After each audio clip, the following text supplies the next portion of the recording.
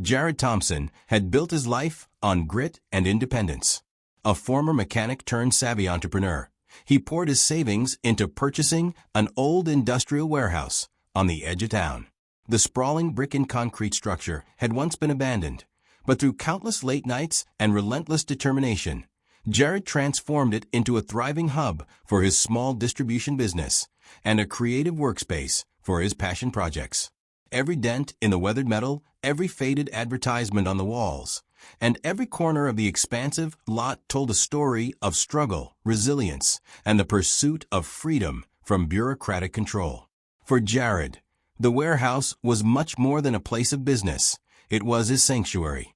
It was where he reimagined discarded parts into works of art, where he stored the tools of his trade, and where he celebrated the independence that had carried him through rough times. The property was his pride, his labor of love, and his way of carving out a niche in a world that increasingly seemed intent on homogenizing every aspect of life. That sense of freedom, however, was about to be challenged in the most unexpected way.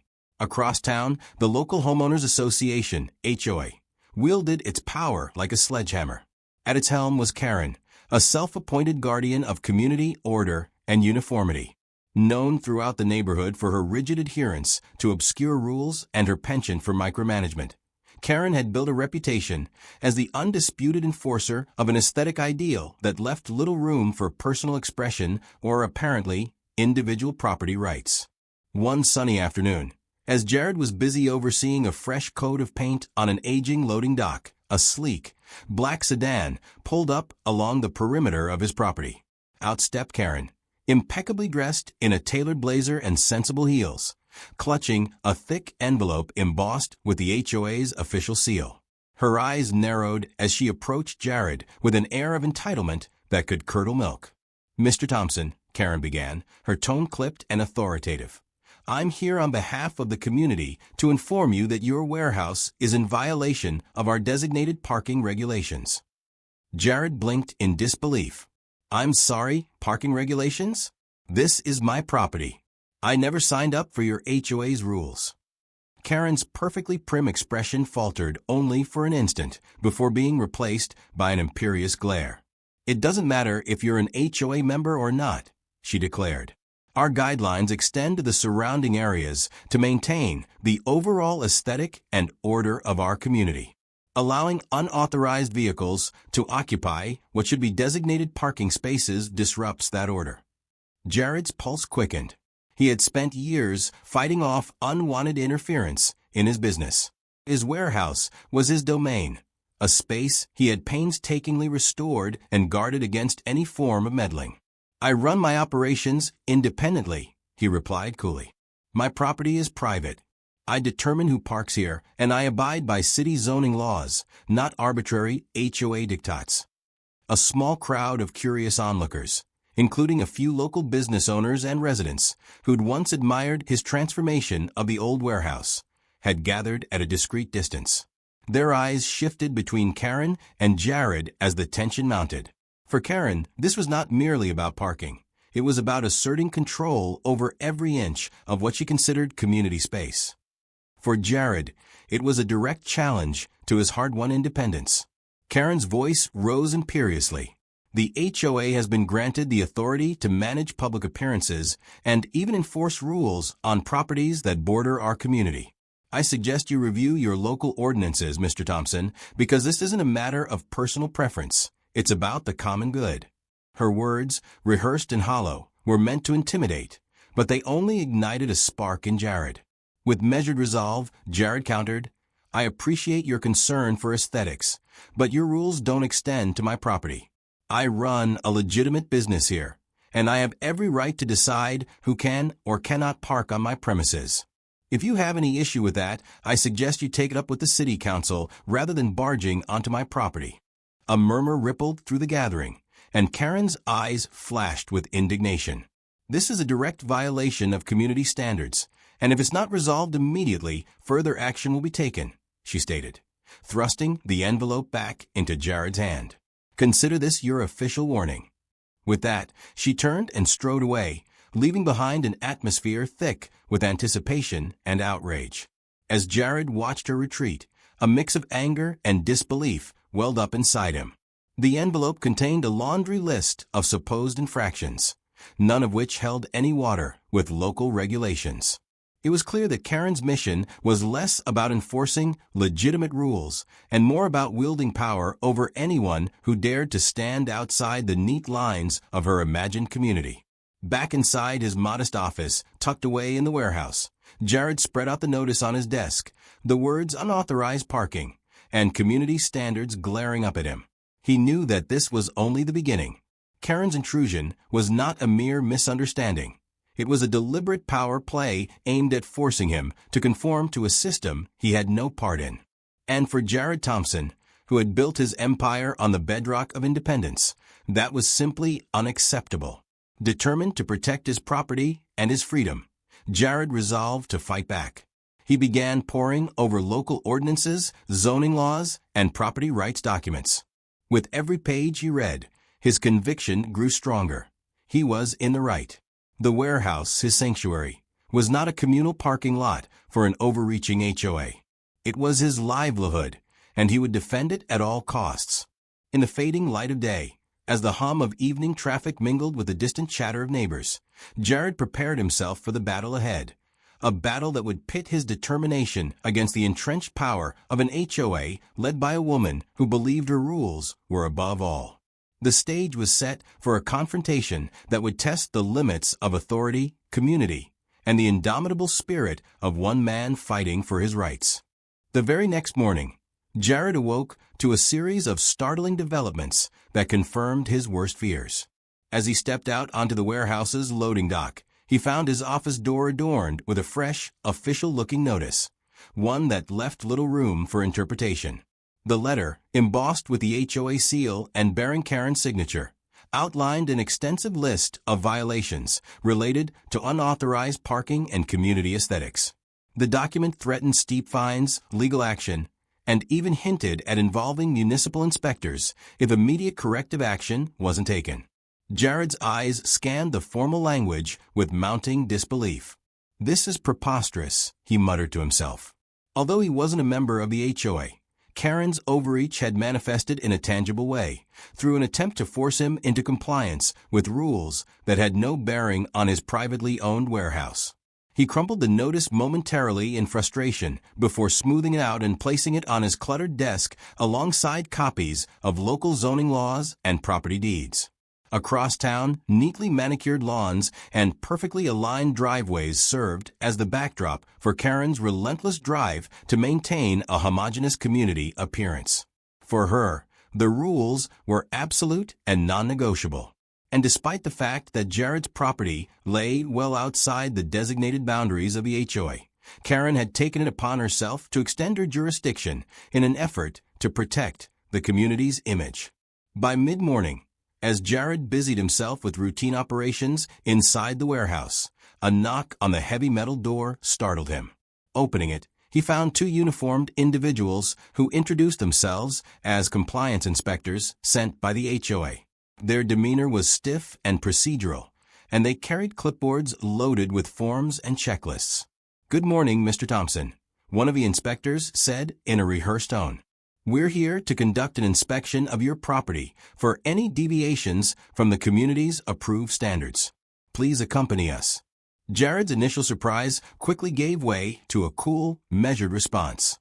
"I'm sorry, but my property isn't subject to your inspection," he replied firmly. "I follow city codes and zoning regulations, which clearly state that private industrial properties, such as mine, are exempt from these so-called community standards." The inspectors exchanged uncertain glances. Their scripted visit had hit an unexpected roadblock. Undeterred, the inspectors left a copy of the notice on his door and departed, their departure accompanied by Kerren's distant voice over a megaphone from a parked vehicle outside, a final reminder that her rules applied regardless of legal boundaries. "Mr. Thompson, compliance is not optional," Kerren's voice thundered. "You will be held accountable." Later that day, as Jared reviewed the notice in detail, he began drafting a formal response. In carefully printed language, he cited local ordinances and outlined his property rights. Every word he typed was a declaration of independence, a refusal to bow to demands that were baseless and overreaching. His email was both a rebuttal and a formal complaint, destined to be sent not only to Kerren, but also to local government officials and community advocates. Around dusk, Jared published a detailed post on his business's blog, explaining the situation to his customers, supporters, and the local community. He described the absurdity of the HOA's demands, noting that while Kerren insisted on enforcing arbitrary parking guidelines, his warehouse was a private asset, maintained according to city regulations. "I never signed up for an HOA," he wrote, "and I refuse to allow my property to be commandeered by someone who thinks her rules are the law of the land." His post quickly spread on social media, with comments and shares from fellow business owners and residents who had long grown weary of the HOA's intrusive practices. By the time night fell, the issue had taken on a life of its own. Phone calls from concerned neighbors and local media inquiries began pouring in. Some residents, themselves caught in the crossfire of Kerren's relentless enforcement, expressed their support for Jared's stance. Others, intimidated by the prospect of legal and financial repercussions, advised caution. But for Jared, the course was clear. He would not be bullied into submission by an organization that had no legitimate claim over his property. That evening, as Jared meticulously filed away copies of the HOA's notice, the inspector's forms, and screenshots of his online post, he felt a surge of determination. Kerren's first power move was intended to intimidate, but instead it had galvanized him and, increasingly, others in the community. Her misuse of authority would soon become the rallying cry for those who believed in individual rights and the freedom to operate without undue interference. In the quiet hum of his warehouse, with the buzz of city lights in the distance, Jared prepared for what was sure to be a protracted battle. The seeds of resistance had been sown, and he was ready to stand his ground, armed with the law, his convictions, and the support of a community that was waking up to the reality of an overreaching HOA. In the days following the initial confrontation, it became evident that Kerren was not going to let matters rest. What started as an attempt to enforce arbitrary parking rules quickly morphed into a full-blown campaign of intimidation. Kerren began to deploy increasingly aggressive tactics to force Jared's compliance, even though he was well within his legal rights. Early one morning, Jared received a phone call from an unknown number. The caller's voice was clipped and cold. "Mr. Thompson, you are required to permit an immediate, unscheduled inspection of your property. Failure to comply will result in further legal action and fines." The urgency in the voice left no room for negotiation. Jared calmly informed the caller that he would not be accommodating any further attempts by the HOA to intrude on his property, and that all actions must adhere to the proper legal channels. Not long after that unsettling call, Jared noticed something odd. Several vehicles, luxurious sedans, SUVs, and even an old van, had begun to appear in the empty lot adjacent to his warehouse. At first, he assumed they belonged to local businesses or residents.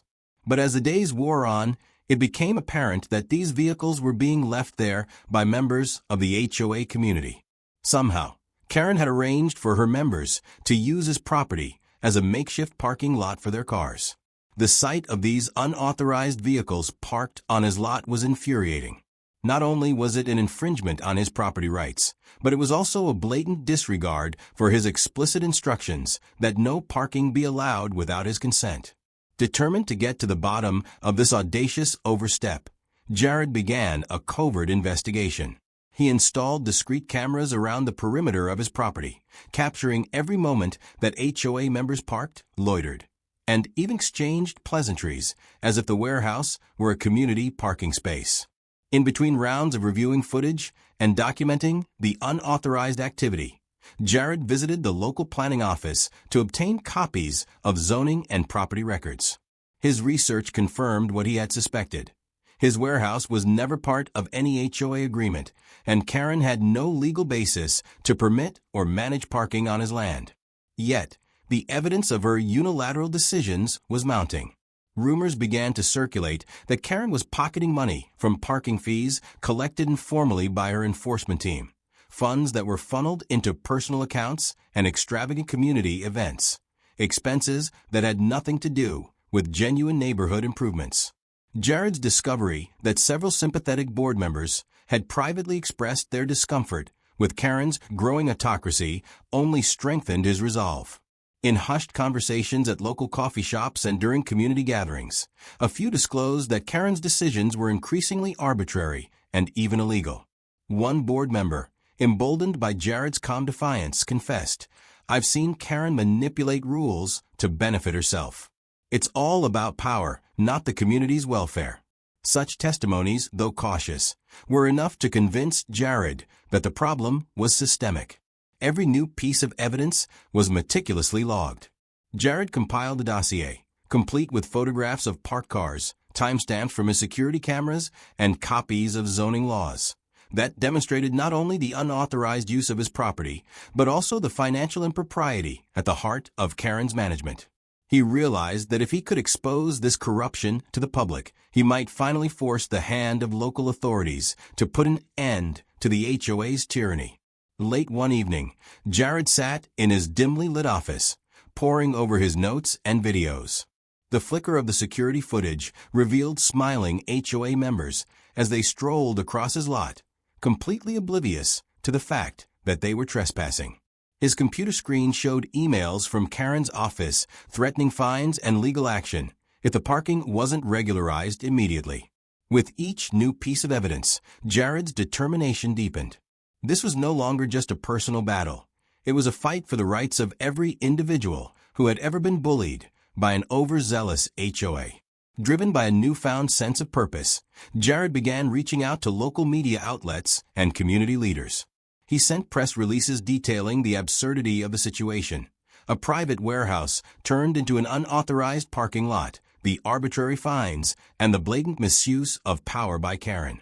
His story resonated with many, sparking heated discussions online and in town halls. Neighbors, who had once quietly endured the HOA's intrusions, now started to speak up. They shared similar experiences of having their properties or personal freedoms trampled by the association's iron-fisted rule. As the community's support grew, so did the pressure on Kerren and her cronies. Jared scheduled meetings with local officials and attended community forums, where he presented his findings with clarity and unwavering resolve. His calm, fact-based arguments were a stark contrast to the aggressive posturing of Kerren's enforcers. Every step he took chipped away at the veneer of invincibility that Kerren had so carefully cultivated. By the time the sun set on yet another long day, Jared's dossier had grown into an undeniable collection of evidence that not only refuted Kerren's claims, but also exposed the underlying corruption fueling the HOA's operations. The battle lines were drawn. Jared Thompson, representing the spirit of independent enterprise and personal freedom, was ready to confront an institution that had long abused its power. And with every passing moment, his resolve only hardened. He would not let his warehouse, his livelihood, or his hard-earned freedom be hijacked by an overreaching enforcer. On a chilly morning that promised nothing more than routine business operations, Jared arrived at his warehouse only to be confronted with an astonishing sight. In the middle of his expansive lot, where empty space had once been a symbol of potential and independence, were rows of vehicles, each one a glaring testament to the unauthorized parking scheme instituted by the HOA. SUVs, sedans, and even a few vintage cars were parked haphazardly, as if on display for a bizarre community parking event. Jared's heart pounded as he took in the scene. It was clear that Kerren's latest maneuver was an outright defiance of his property rights. The vehicles weren't there by accident. They had been deliberately allowed, and even encouraged, by Kerren's cronies. Furious, yet composed, Jared knew that a decisive response was in order. He swiftly grabbed his phone and called his trusted towing company, instructing them to mobilize immediately. "I want every single car to be towed from my property by noon," he said, his voice low and resolute. As the towing trucks roared onto the lot, a small crowd of onlookers gathered at a safe distance. Some were neighbors who had grown weary of the HOA's meddling, while others were local business owners who recognized Jared's unwavering commitment to protecting his rights. Standing amidst the chaos, Jared watched as each vehicle was hooked up and hauled away, an act that was as liberating as it was symbolic. Every towed car was a declaration. His property was not a free-for-all parking lot for those who had no business dictating its use. Word of the incident spread like wildfire. By mid-afternoon, local social media was abuzz with videos of towing trucks methodically clearing the lot and impassioned comments from residents cheering Jared on. For many, this was the breaking point, a vivid demonstration of one man's refusal to be bullied by an overreaching HOA. In the background, the steady clamor of engines and the flashing lights of the tow trucks punctuated the day with a sense of justice being served. Later that evening, an emergency community meeting convened at the local town hall. Jared took the stage to address a packed room. With a file of evidence in hand and his voice firm yet measured, he recounted the day's events. "This isn't just about parking," he declared. "It's about the sanctity of our rights as property owners. When Kerren and her associates trespass on my land, they undermine the principles that keep our community free." His words resonated deeply with an audience that had long been silent, fearful of the HOA's hidden clout. The meeting became a forum for grievances as residents recounted their own experiences with the HOA's arbitrary decisions and invasive tactics. One neighbor described receiving a fine for having an unsightly mailbox. Another lamented the constant, unannounced inspections that left her feeling harassed in her own home. As the community's collective outrage mounted, it became clear that Kerren's actions were not isolated incidents. They were symptomatic of a broader abuse of power. Fueled by the momentum of public support, Jared unveiled his carefully compiled dossier, a trove of photos, video footage, and official documents that exposed the illegitimacy of the HOA's actions. He showed images of the unauthorized vehicles parked on his lot, time-stamped video clips of the towing operation, and even excerpts from local zoning laws that confirmed his property status. "This evidence," Jared explained, "proves that my warehouse is not subject to your rules, and it exposes the rampant corruption within this HOA." The presentation struck a chord. Applause and murmurs of approval rippled through the room, and for the first time, many residents felt emboldened to stand up to the organization that had long bullied them into submission. Some even began organizing grassroots campaigns aimed at demanding transparency and accountability from the HOA board. As the meeting drew to a close, a palpable sense of triumph filled the air. Neighbors exchanged determined looks and agreed to form committees to ensure that such overreach would never happen again. Jared's decisive act of towing every single unauthorized car had not only reclaimed his property, but it also sparked a wider movement, a unified stand against tyranny in all its forms. Stepping outside into the cool night air, Jared couldn't help but feel a surge of relief mixed with cautious optimism. The day's events had been a resounding victory, but he knew that the battle was far from over. Kerren and her cohorts would not relinquish their grip so easily. Yet, as the tow trucks disappeared into the night and the last of the impromptu crowd dispersed, one thing was clear. When one man stands up for his rights, it can ignite the courage of an entire community. As the backlash from the towing incident spread through the community, Kerren's desperation grew. Unwilling to accept defeat, she launched one final, audacious effort to reclaim control over the parking situation, and by extension, her self-proclaimed authority. Early one foggy morning, just as the town was stirring awake, Kerren orchestrated an operation that would push her tactics into uncharted, illegal territory. Jared awoke to a flurry of activity outside his warehouse.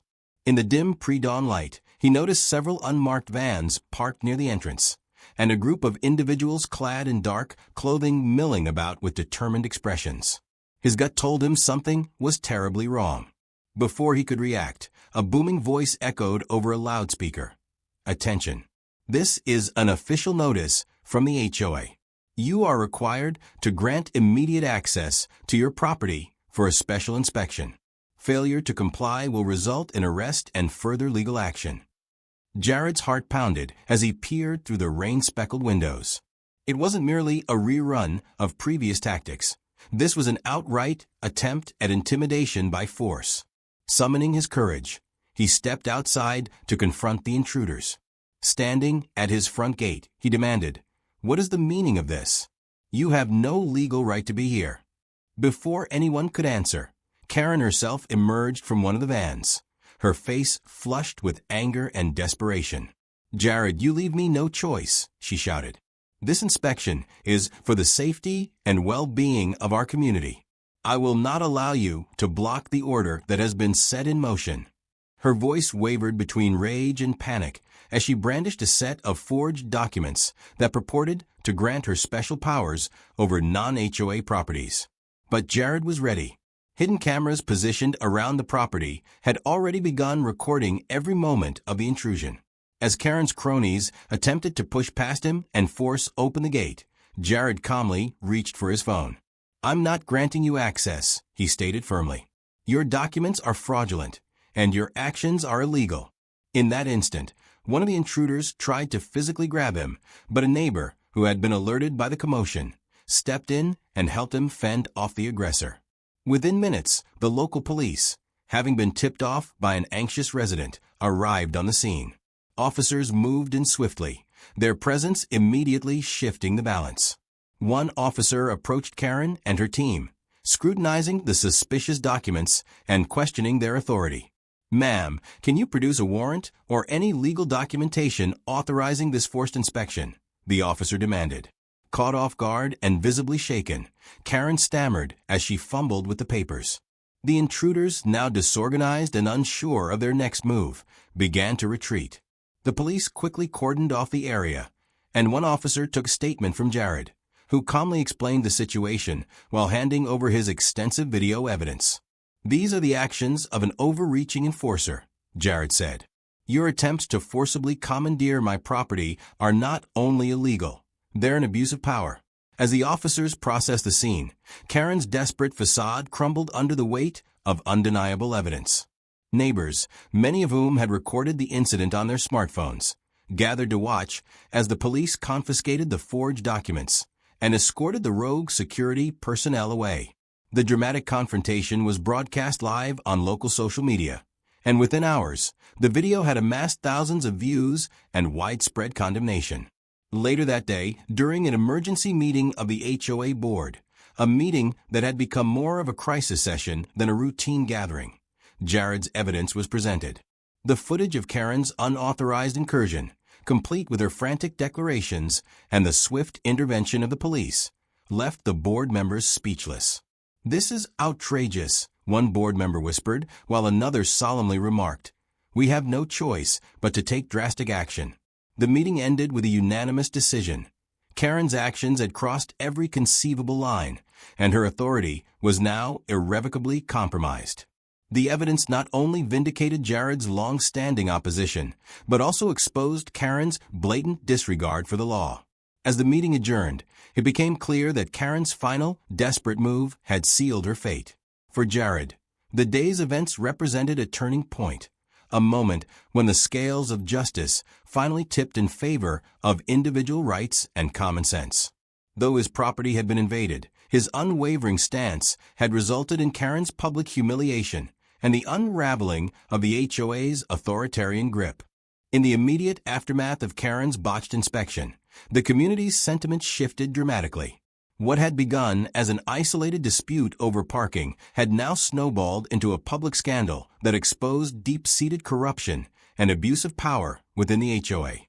Neighbors, emboldened by Jared's defiant stand, gathered in droves at local meetings and public forums to demand accountability, not just from Kerren, but from the entire organization. Within days, an emergency town meeting was called at the local community center. The atmosphere was electric with anticipation as residents filed into the room, their faces a mix of anger, relief, and hope. Jared, armed with his comprehensive dossier of evidence and video footage, was invited to speak before the assembled crowd. His presentation was measured and impassioned. He detailed the unauthorized parking, the forged documents, and the violent tactics employed by Kerren's team. "This isn't just about parking," he declared. "It's about the abuse of power and the right of every individual to control their own property." As Jared spoke, one by one, residents recounted their own grievances with the HOA. Stories emerged of fines levied for trivial infractions, unannounced inspections that disrupted daily life, and even whispered accounts of financial misappropriation by HOA leaders. The once feared figure of Kerren, who had long ruled with an iron fist, was now being deconstructed piece by the very community she sought to control.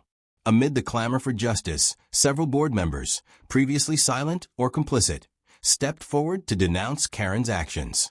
In tearful testimonies, they revealed that Kerren had been diverting funds intended for community improvements into her own pockets, and that many of her rules were fabricated to maintain her stranglehold on power. The board, realizing the magnitude of their collective missteps, held an emergency vote. In a historic decision that sent shockwaves through the community, Kerren was formally removed from her position as HOA president. The vote was unanimous, a resounding statement that the community would no longer tolerate her overreach. Within a week of her ouster, the consequences for Kerren and the HOA as a whole became undeniable.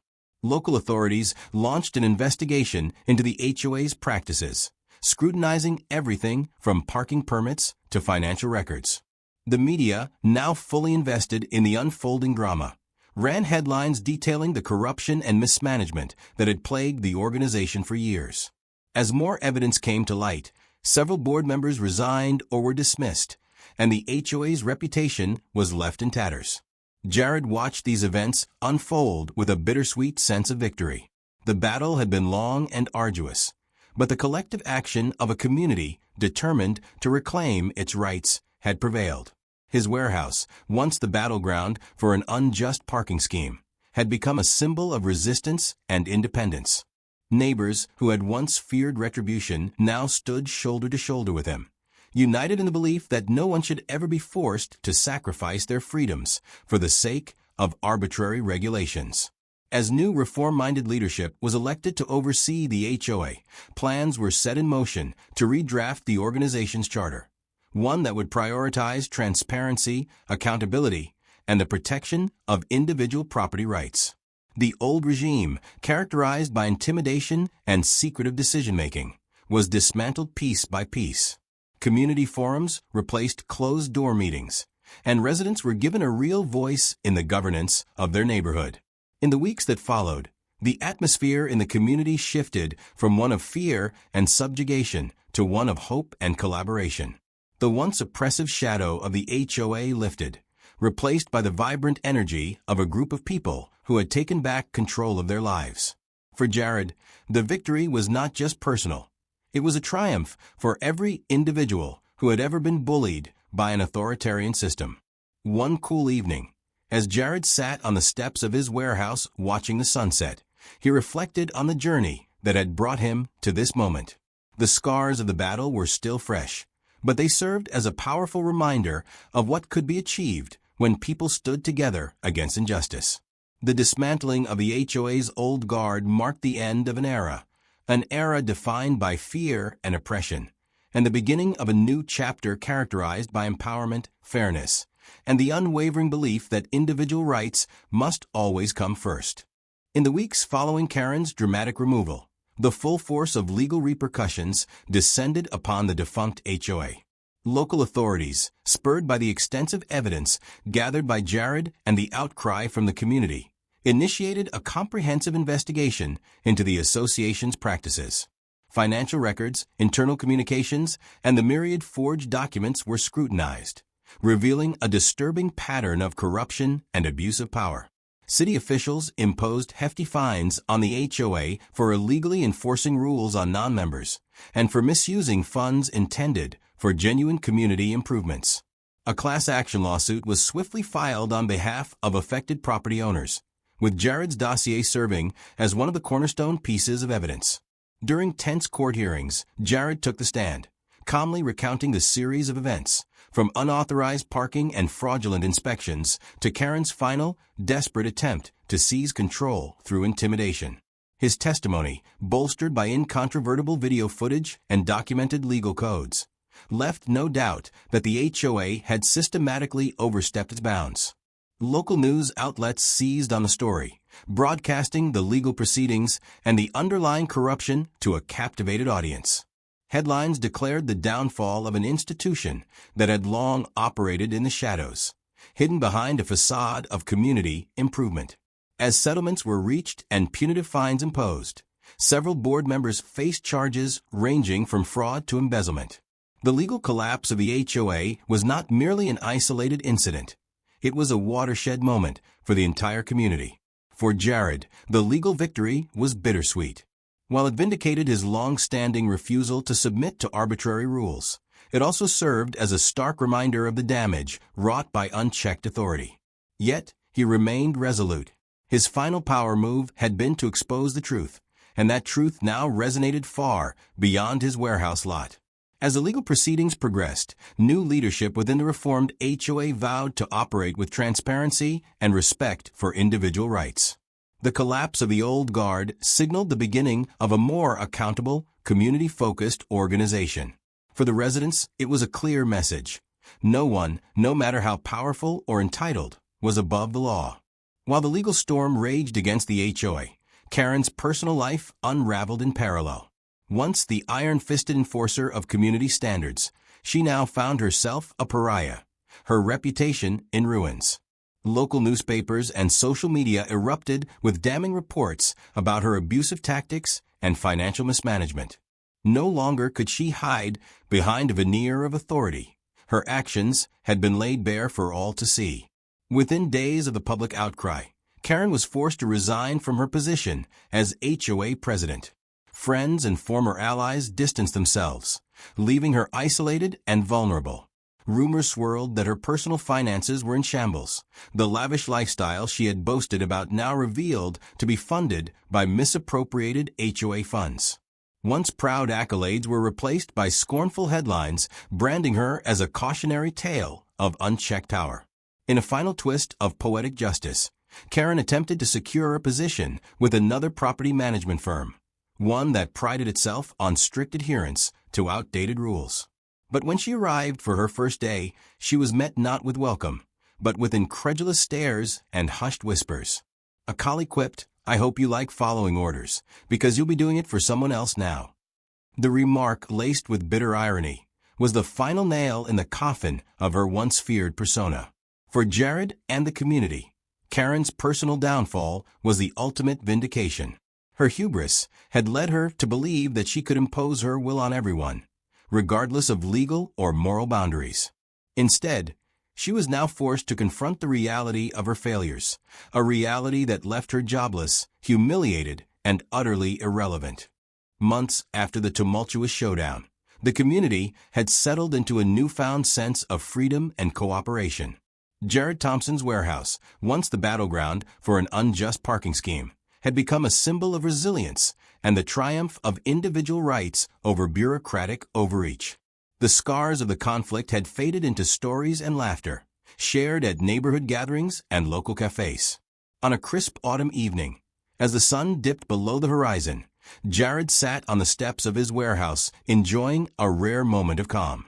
Neighbors ambled by, exchanging cheerful greetings and reminiscing about the days when fear had once gripped the community.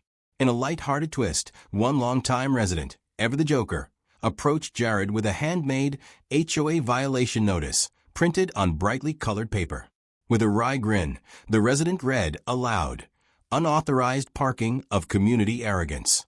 Penalty, eternal freedom." Jared chuckled, shaking his head.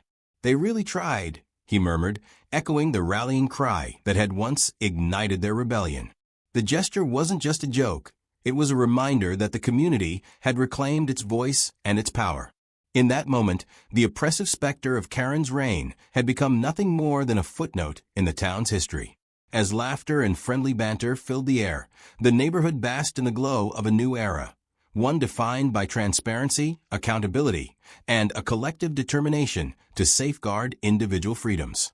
Jared's warehouse, once a flashpoint for conflict, now stood as a testament to what could be achieved when one refused to be bullied into submission. In the soft murmur of the evening, as stars began to twinkle overhead and the quiet hum of community life resumed, Jared leaned back with a satisfied smile. The battle had been long and arduous, But justice had prevailed. And while the scars of the past would serve as a constant reminder of the price of complacency, they also paved the way for a future where every individual could stand tall against tyranny. Fade to black.